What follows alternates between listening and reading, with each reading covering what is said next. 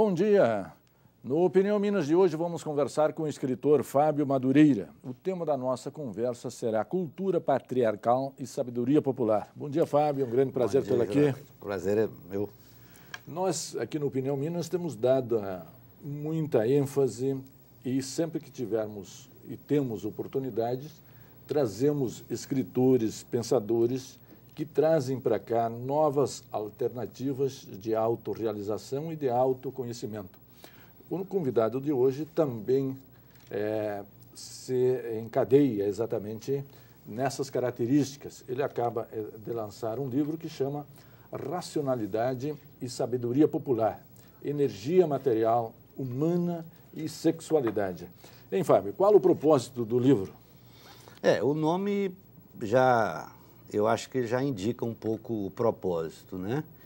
A sabedoria popular, historicamente, a gente vem vendo que os seus produtos, muitas vezes, já são usados e até valorizados enquanto mercadoria. Sim. Mas a lógica que subjaz a essa sabedoria popular, ela é, ao contrário, ela é sistematicamente desqualificada, chegando-se até objeto de piada. Sim. Quando a gente vai analisar a sabedoria popular nas suas práticas, no seu discurso, nos seus hábitos, a gente percebe que existe aí uma lógica que eu diria que é até superior a essa que hoje nos domina, que é a lógica formal, mecânica. Por quê? Porque exatamente a sabedoria popular, pela própria maneira de como ela produz e reproduz o conhecimento, ela nunca deixou de perceber na matéria a dimensão da energia. Sim. Coisa que não foi acontecendo na nossa... É o caminho inverso do chamado conhecimento hegemônico, que foi exatamente reduzindo cada vez mais o conceito de matéria.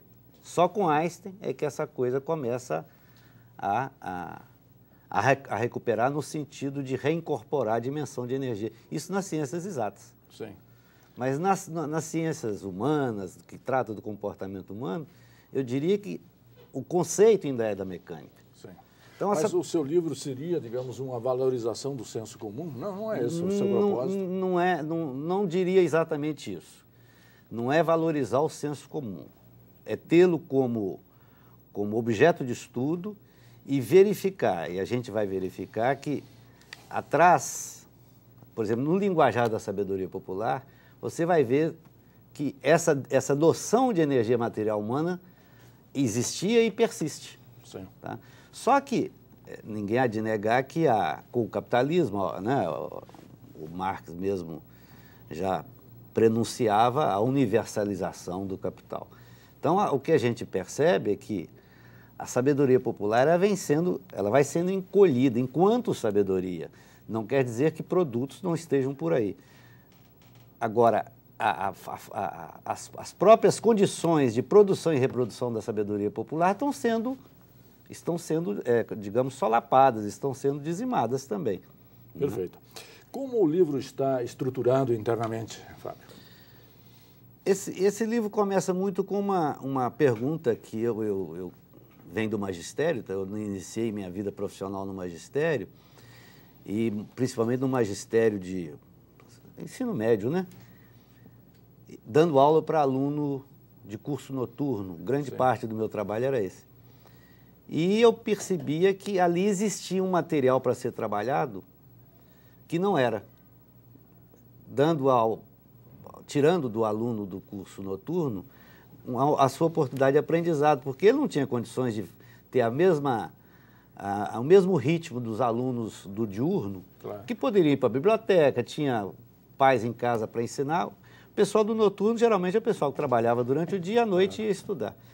Eu comecei a me fazer essa pergunta, se o trabalho também não era uma fonte de aprendizado. Claro. E essa foi a pergunta primeira que eu me coloquei. Então, o livro, ele começa por responder essa pergunta, né? Sim.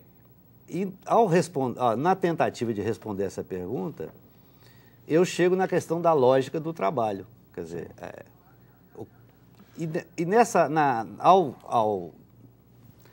ao chegar na lógica do trabalho, eu percebo que essa lógica do trabalho tem muita semelhança, tem muito gancho com a sabedoria popular. Claro. Ou lógica do trabalho, ou lógica também do conhecimento, né? E na medida em que o trabalho também é conhecimento. Aliás, é ele que gera o conhecimento. É, né? claro, Lá sim. os clássicos dizem que o capital simplesmente se apropria do conhecimento gerado pelo trabalho. Pelo né? trabalho, né? E cria também, né? É. Com que fontes o livro foi escrito, Fábio? Nessa parte mais teórica, eu me inspirei muito, foi no Marx, né, o Capital, no Freud e no Reich. Eu diria que seriam esses três, formando um tripé. Mas, na realidade, a gente, quando entra nessa seara, você termina... Incorporando outros vários autores. Outros, né? Claro, Vários claro. outros. Mas sempre se parte basicamente, em termos teóricos, seriam esses três. Qual o público-alvo do seu livro? Olha, é uma pergunta que sempre me é feita e eu digo o seguinte, o público-alvo é qualquer pessoa, Claro. porque é um livro que ele não demanda, pelo menos na sua parte analítica, ele não demanda conhecimento prévio. Sim, então, claro. qualquer pessoa, simplesmente ele exige muita reflexão. Claro. A pessoa que gosta de pensar, que está se buscando, está buscando autoconhecimento, eu acho que esse livro ajuda bastante. Sim. Portanto, ele não é um livro de autoajuda, Claro. no sentido que está aí. Claro. Ele é um livro que estimula a reflexão com um novo enfoque da realidade material. Perfeito. Como o seu livro foi recebido pela crítica? Eu não tenho ainda grandes retornos, porque tem um mês e pouco que foi lançado. Mas os retornos que eu tive vão um pouco por aí, que é um livro denso, do ponto de vista de reflexão, que propõe uma nova leitura da realidade, né? E que, exatamente, ele não exige do leitor esse conhecimento prévio. Eu tive alguns retornos que me deixaram bastante contente, porque de pessoas que não são da área, diria que, por exemplo, pessoal da área exatas, e que me colocou como sendo o livro algo que vai, na palavra de quem disse, revolucionar o conhecimento que está aí. Eu até espero que é isso que eu quero. Claro, tá certo. Racionalidade patriarcal e saber tecnocrático são equivalentes? Ou em que consiste a racionalidade patriarcal? Eu diria que não são equivalentes, apesar de que eu digo no próprio livro que a tecnocracia é a expressão máxima da racionalidade patriarcal. É exatamente quando essa dimensão da energia material humana ela é totalmente descartada. Isso lá eu situaria historicamente lá com o trabalho de Taylor, etc., e daí para cá. Né? A racionalidade patriarcal ela se inicia exatamente com a sacralização do homem, do macho, né, em detrimento da fêmea. Então, a referência, e isso se a gente pega a história da nossa civilização, em especial a história da filosofia, toda a nossa filosofia ocidental, ela tem como pilar, como pressuposto básico, que a mulher é um ser que não tem referência em si. Claro. A religião também. Também.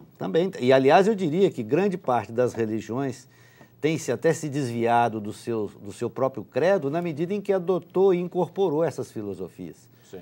Tá? Porque eu não consigo conceber amor, no sentido profundo da palavra, entre dois seres que não tenham a mesma potencialidade. É óbvio que o homem é diferente da mulher anatomicamente, em termos naturais, eles são complementares, mas do ponto de vista energético, eles são tão potentes quanto. E a mulher tem sua referência, assim. Ou espera que seja tão potente quanto. Exato. Perfeito. E a mulher...